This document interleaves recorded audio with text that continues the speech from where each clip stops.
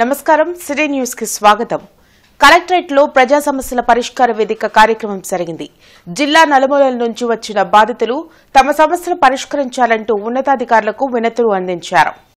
ప్రతి సోమవారం కలెక్టరేట్ లో నిర్వహించే ప్రజా సమస్యల పరిష్కార వేదికకు బాధితులు బారులు తీరారు.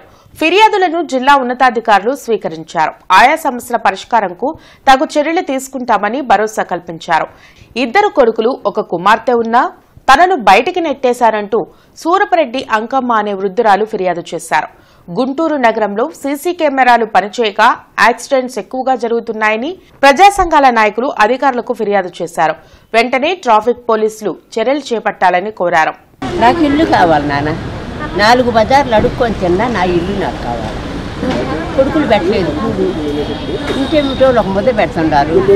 నివసించడానికి ఇల్లు కావాలి కదా నాన్న. నాకు ఈ వయసులో 80 సంవత్సరాలు ఎక్కడికి పోవాలి, ఎక్కడ ఉండాలా? నేను సంపాదించుకున్నా 80 సంవత్సరాలు, నాకు 75 సంవత్సరాలు. నా భర్తకి సూరపరెడ్డి లక్ష్మారెడ్డి భార్యని ఈయననామా రాసుకోండి. నా భర్త ఈయననామా కూడా పెట్టేశాను నేను కలెక్టర్ కాడ. ఎవరికి నా 2 కొడుకులకు కానీ నా కూతురికి కానీ ఎలాంటి సంబంధం లేదని నా భార్యకి ఎక్కని రాశాడయ్యా. రోడ్ల మీద అనేకమైనటువంటి యాక్సిడెంట్లు జరుగుతున్నప్పటికీ ఆ యాక్సిడెంట్కి సంబంధించి కేసులు కూడా నమోదు కాని పరిస్థితి జరుగుతుంది. దీనికి సంబంధించి ఎక్కడ కూడా సీసీ కెమెరాలు కూడా లేకపోవటం వలన ఎవరు ఎక్కడ ఏ యాక్సిడెంట్లు జరుగుతున్నాయని కూడా లెక్క లేకుండా పోతుంది. దీనికి సంబంధించి గతంలో ఎస్పీ గారికి కూడాను తెలియపరచడం జరిగింది. ఎస్పీ గారి సమక్షంలో జరిగినటువంటి చర్చల్లో భాగంగా కలెక్టర్ గారి సమక్షంలో కమిషనర్ గారు, ఎస్పీ గారు, మిగిలినటువంటి డిపార్ట్మెంట్ కూడా కలిసి కూర్చుంటే కానీ ఈ సమస్యకి పరిష్కారం కావదని చెప్పి ఆ రోజు ఎస్పీ గారు చెప్పడం జరిగింది. ఈ యొక్క డిపార్ట్మెంట్లతో కలిసి మేము కూడా ఆ యొక్క ట్రాఫిక్ నియంత్రణకు సంబంధించి పనిచేయాలని చెప్పేసి ఉద్దేశంతో కలిసి పనిచేస్తూ ఉన్నాం. ఈ విషయాన్ని కలెక్టర్ గారు తెలియజేయడానికి వచ్చాము ఈ రోజున. సీసీ కెమెరాలు లేకపోవడం వల్ల గుంటూరు నగరంలోని గుంటూరు తూర్పు ఎక్కడైతే రైల్వే స్టేషన్ ఆ ప్రాంతంలో 273 బళ్ళు కూడా పోయినాయి.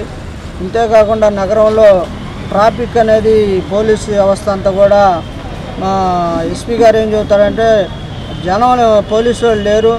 175 మందికి ఒక కానిస్టేబుల్ ఉండాల్సి ఉంది, 800 మందికి ఒక కానిస్టేబుల్ అయ్యాడు. మరి ప్రజలను నియంత్రణ చేయాలంటే, ట్రాఫిక్ అంతా కంట్రోల్ చేయాలంటే యంత్రాంగం లేదు కాబట్టి మేము సరిగా నిర్వహించలేకపోతున్నాం. కనుక ఇదంతా ప్రభుత్వం దృష్టికి తీసుకెళ్లాలా. ఈ ట్రాఫిక్ నియంత్రణ కానీ లేకపోతే ఈ నగరంలో ఆక్రమణలు కానీ ఇవన్నీ కూడా జరగాలంటే కమిషనర్, కలెక్టర్ గారు ఇవన్నీ ఉండాలని ఆయన చెప్పడం వల్ల ఈరోజు కలెక్టర్ గారు అధ్యక్షున సమావేశం ఏర్పాటు చేస్తే దాని ద్వారా ఇతర ప్రజా సంఘాలు అధికారులతో మాట్లాడడం అవకాశం ఉంటుంది. విజయవాడ కనకదుర్గ అమ్మవారి దేవాలయంలో దేవి శరణవరాత్రి ఉత్సవాలు వైభవంగా కొనసాగుతున్నాయి. మహాచండీదేవిగా అమ్మవారు భక్తులకు దర్శనమిచ్చారు. వివిధ ప్రాంతాల నుంచి వచ్చిన భక్తులు కుంకుమార్చనలో పాల్గొని అమ్మవారిని దర్శించుకున్నారు. భక్తులకు ఎలాంటి అసౌకర్యాలు కలగకుండా దేవాదాయ శాఖ ప్రత్యేక ఏర్పాట్లు చేసింది. దుర్గమ్మను దర్శించుకుంటే శత్రుభయాలు తొలగి సకల శుభాలు కలుగుతాయని ఆలయ అర్చకులు తెలిపారు. జగన్మాత దుర్గాదేవి ఆలయంలో శరవన్నవరాత్రి ఉత్సవాలు అత్యంత వైభవపేతంగా జరుగుతున్నాయి. ఈరోజు 5వ రోజు అమ్మవారికి చండముండాసురుల్ని సంహరించినటువంటి శుంభ నిశుంభాదుల్ని సంహరించినటువంటి జగన్మాత చండీ అమ్మవారు. అటువంటి అమ్మవారిని ఇక్కడ నిత్యం సేవిస్తూ ఉండటం జరుగుతూ ఉంటుంది. మార్కండేయ పురాణాంతర్గతమైనటువంటి యొక్క చండీ సప్తశతీ పారాయణలో కూడా అమ్మవారి యొక్క విశేషాదాన్ని అనేక విధంగా వర్ణించడం జరిగింది. అరండల్పేటలోని అష్టలక్ష్మి అమ్మవారి దేవాలయంలో దేవి శరణవరాత్రి ఉత్సవాలు కన్నుల పండవగా కొనసాగుతున్నాయి. విశేష అలంకారాల్లో అమ్మవారు భక్తులకు దర్శనమిస్తున్నారు. సామూహిక కుంకుమార్చనలో సువాసినులు పాల్గొన్నారు. మూలా నక్షత్రం నాడు సరస్వతి పూజను ఆలయంలో నిర్వహించనున్నట్లు అర్చకులు ప్రసాద్ తెలిపారు.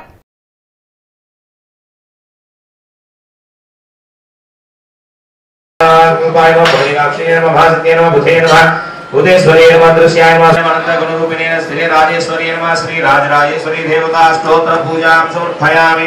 अथ श्री महालक्ष्मी देवताभ्यो नमः। ओम प्रकृत्यै नमः। ओम लक्ष्मी नमः। चतुष्टांगो विभावने नमः। ओम आदित्ये नमः। ओम नित्ये नमः। ओम नित्याय नमः। ओम वसुदाय नमः। ओम वसुदाय नमः।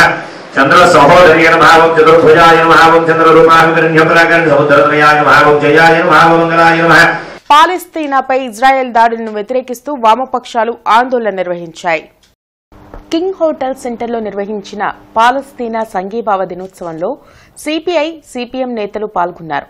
గాజాపై ఇజ్రాయెల్ దాడిని ప్రారంభించి ఏడాది పూర్తయిందని, ఇప్పటి వరకు 85,000కు పైగా మృతి చెందారని జంగాల అజయ్ కుమార్, పాసన్ రామారావు తెలిపారు. లబనాన్ జాతిని అంతమొందించడమే లక్ష్యంగా ఇజ్రాయెల్ యుద్దాన్ని కొనసాగిస్తుందని మండిపడ్డారు. నిరసనలో వామపక్ష నేతలు నళినీకాంత్, మాల్యాద్రి, ఇతర నాయకులు పాల్గొన్నారు.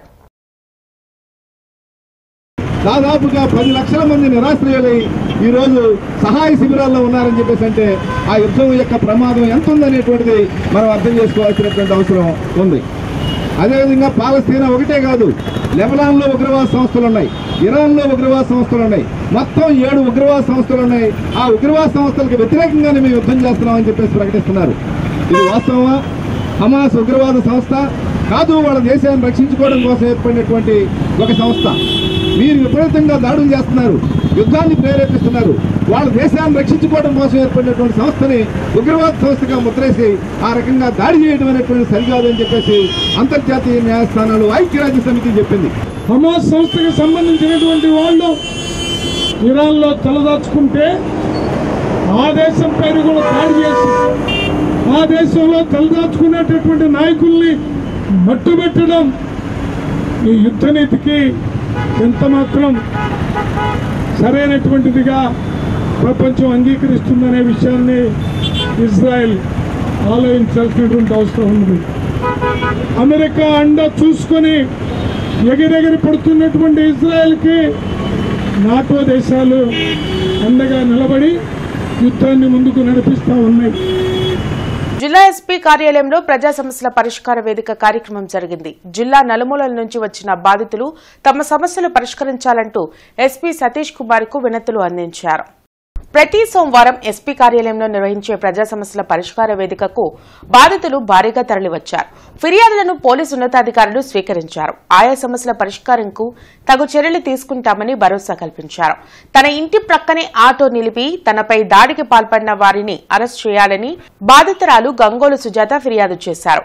జేసీ కంపెనీ ద్వారా ప్రతి కొనుగోలు చేసి చెక్కు ద్వారా నగదు చెల్లించినా ఇవ్వలేదంటూ తనపై మేడికొండూరు పోలీస్ స్టేషన్లో కేసు పెట్టారని నేరెళ్ల హరిప్రసాదరావు ఫిర్యాదు చేశారు. తనను భయపెట్టి సత్తెనపల్లి డీఎస్పీ 80 లక్షలకు నోట్ రాయించారని వాపోయారు. పత్తి అనేది నేను రైతుల దగ్గర కొనలేదు, వాళ్ళు ఎవరో కూడా నాకు తెలియదు. జేపీ కాటన్ కార్పొరేషన్ వారు జేపీ కార్పొరేషన్ వారు పత్తి కొన్నారు. కానీ వాళ్ళు మన దగ్గర బిల్లు రాపించుకొని మేము కొనుక్కొని చెక్కు రూపంలో పేమెంట్ ఇచ్చాము. మేము ఎటువంటి బాకీ లేదు. కానీ రైతులు మా మీద ఎగబడి ఇచ్చేస్తున్నారు. సత్తెనపల్లి డిఎస్పీ గారు నన్ను కొట్టి రాష్ట్రాలను బెదిరించి రాపించారు. అది నర్సాపేట ఎస్పీ గారి దగ్గర పోయి కంప్లైంట్ చేయంగా ఆయన పిలిపించి ఆదినారాయణ గారిని, వీరస్వామి గారిని, సిఐ వీరస్వామిని పిలిపించి చెక్కులు నోట్లు ఇవ్వమంటే కాలయాపన చేసి నన్ను స్టేషన్ చుట్టూ తిప్పుకొని తర్వాత వాళ్ళకి ఇచ్చినారు. రైతుల దగ్గర పత్తి ఎవరు కొన్నారు? JP corporation, Mundangi Jojappa, Phirangapuram. చేయకపోగా వాడు వైసీపీ కార్యకర్త, నేను టీడీపీలో తిరుగుతానని నన్ను ఈ రకంగా పరాభవం చేశాడు. నా కాడికి తెలుగుదేశం వాళ్ళు ఒకళ్ళు వచ్చి కేసు పెట్టాం సార్, కేసు పెట్టాం, రిజిస్టర్ అయింది. అది స్టేషన్ బ్యాండ్ కేసు కింద పోలీసులు కట్టారు. వాళ్ళ పిల్లలు మళ్ళీ నా మీద, నా పిల్లల మీద రాజీ పడకపోతే మీ మీద దాడి చేస్తాము, మళ్లీ చంపి పట్టుకుంటాము అని చెప్పి బెదిరిస్తున్నారు. కార్పొరేషన్ కార్యాలయంలో ప్రజా ఫిర్యాదుల పరిష్కార వేదికను ఉన్నతాధికారులు నిర్వహించారు. డ్రైన్లు, రోడ్లు, సంక్షేమ పథకాల అమలు, మౌలిక వస్తువులపై కార్పొరేషన్ పరిధిలోని బాధితులు అధికారులకు ఫిర్యాదులు అందించారు. సమస్యల పరిష్కారంకు చర్యలు తీసుకుంటామని హామీ ఇచ్చారు.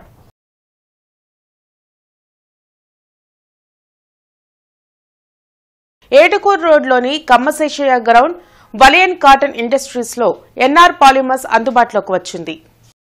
ఎల్ఈ కవర్లు, పీపీ కవర్లు, food covers, shopping covers, carry బ్యాగ్లు కస్టమర్లకు తయారు చేసి అందించనున్నారు. తక్కువ ధరకే నాణ్యమైన కవర్స్ ను అందించనున్నట్లు ఎన్ఆర్ పాలిమర్స్ నిర్వాహకులు అశోక్ రెడ్డి తెలిపారు. ఈ అవకాశంను వినియోగదారులు సద్వినియోగం చేసుకోవాలని సూచించారు.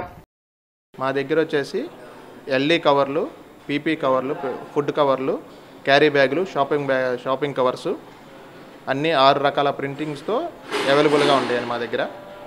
కావాల్సిన వారు సంప్రదించగలరు. ప్రియమైన కస్టమర్లందరికీ హోల్సేల్గా మంచి ప్రైజెస్లో ఇవ్వబడును. కావాల్సిన వాళ్ళు ఏటుకూరు రోడ్డు, కమ్మశాషి గ్రౌండ్, వలీన కాటన్ ఇండస్ట్రీస్లో స్థాపించబడిన ఎన్ఆర్ పాలిమర్స్ సంస్థ దగ్గరికి వచ్చేసి సంప్రదించగలరు. లక్ష్మీపురంలో నూతనంగా ఏర్పాటు చేసిన పీఎంజే జ్యువెలర్స్ షోరూం అందుబాటులోకి వచ్చింది. ఎమ్మెల్యే గల్లా మాధవి నూతన షోరూంను ప్రారంభించారు. కస్టమర్లకు లేటెస్ట్ గోల్డ్ అండ్ డైమండ్స్ ఆభరణాలను నాణ్యతా ప్రమాణాలతో అందించడమే పీఎంజే జ్యువెలర్స్ ముఖ్య లక్ష్యమని షోరూం ప్రతినిధులు తెలిపారు. పొన్నూరు రోడ్ సంగడగుంటలోని కనకదుర్గ అమ్మవారి దేవాలయంలో దేవి శరణవరాత్రి ఉత్సవాలు వైభవంగా కొనసాగుతున్నాయి. మహాచండీదేవి అలంకారంలో అమ్మవారు దర్శనమిచ్చారు. సామూహిక కుంకుమార్చనలో భక్తులు పాల్గొన్నారు. నవరాత్రి ఉత్సవాల్లో భాగంగా ప్రతిరోజు 18 రకాల విశేష హారతులను అమ్మవారికి ఇస్తున్నట్లు ఆలయ కమిటీ ప్రతినిధులు తెలిపారు. అలానే రేపు శ్రీ కనకదుర్గమ్మ అమ్మవారు శ్రీ మహాలక్ష్మీదేవి అలంకారంలో అశేష భక్త జనాలందరూ కూడా దర్శనమివ్వబోతున్నారు. కావున రేపు అమ్మవారిని దర్శించుకొని అమ్మవారి తీర్థప్రసాదం స్వీకరించి అమ్మవారి కృపకు పాత్రలు కావాల్సిందిగా ప్రార్థిస్తూ ఉన్నాం. అలానే ప్రతిరోజు సాయంత్రం రాత్రి 9 గంటలకు అమ్మవారి దేవీ శరణవరాత్రి మహోత్సవాల్లో 18 రకాల హారతులు జరిపించబడును. గుంటూరు, కృష్ణా జిల్లాల పట్టభద్రుల ఎమ్మెల్సీ ఎన్నికల్లో స్వతంత్ర అభ్యర్థిగా పోటీ చేస్తున్నట్లు లగడ పార్టీ వేణుగోపాల్ ప్రకటించారు. బ్రాడీపేటలోని ఎస్హెచ్ఓ కార్యాలయంలో సోమవారం వేణుగోపాల్ మేనిఫెస్టోని విడుదల చేశారు. నిరుద్యోగుల సమస్యతో పాటు రైతులు, వృద్ధుల సమస్యల పరిష్కారమే లక్ష్యంగా పనిచేస్తానని స్పష్టం చేశారు. పట్టభద్రుల ఓటరు నమోదు కోసం ప్రత్యేక శిబిరాలు కూడా ఏర్పాటు చేస్తామని చెప్పారు. మీరందరూ కూడా రిజిస్ట్రేషన్ చేసుకొని పట్టభద్రుల ఓటర్ గారు రిజిస్ట్రేషన్ చేసుకొని మీరందరూ బాగా సహకరిస్తారు. మనం కూడా ఈ రిజిస్ట్రేషన్లో హెల్ప్ చేయడం కోసం కొరటిపాడు ఎదురు ప్రభు స్ట్రీట్ హాల్ పైన ఒక ఆఫీసు, అలాగే నారా కోడూరులో ఒక ఆఫీస్ పెట్టాము. అలాగే కృష్ణా జిల్లాలో కూడా పెట్టాము ఒకటి. ఇక్కడ కూడా ఎస్హెచ్ఓలో కూడా మనం హెల్ప్ చేస్తాం ఓటర్ నమోదుకి. ఇవన్నీ కూడా మన సహాయ కేంద్రాలు, ఓటర్ నమోదుకి సహాయ కేంద్రాలుగా మనం పెట్టుకోవడం. ఇంకా కాలం గడిచే కొద్దిగా హెల్ప్ పెంచుతాము, ఇంకా ఆఫీసులు పెంచుతాము. మీరందరూ సహకారం. అలాగే ఈ దేవి శరణవరాత్రి ఉత్సవాలు వాడవాడల వైభవంగా కొనసాగుతున్నాయి. ఆలయాలతో పాటు పలు ప్రాంతాల్లో ప్రత్యేక పందిళ్లు ఏర్పాటు చేసి అమ్మవారి అలంకారాలకు విశేష పూజలు నిర్వహిస్తున్నారు.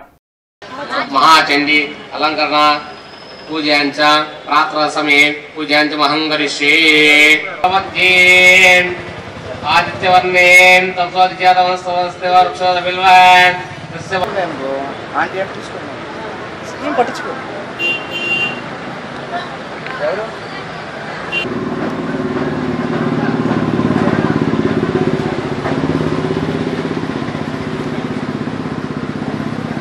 ఇవి ఇప్పటివరకున్న వార్తా వివరాలు. మరికొన్ని వార్తా విశేషాలతో మళ్ళీ కలుద్దాం. అంతవరకు సెలవు. నమస్కారం.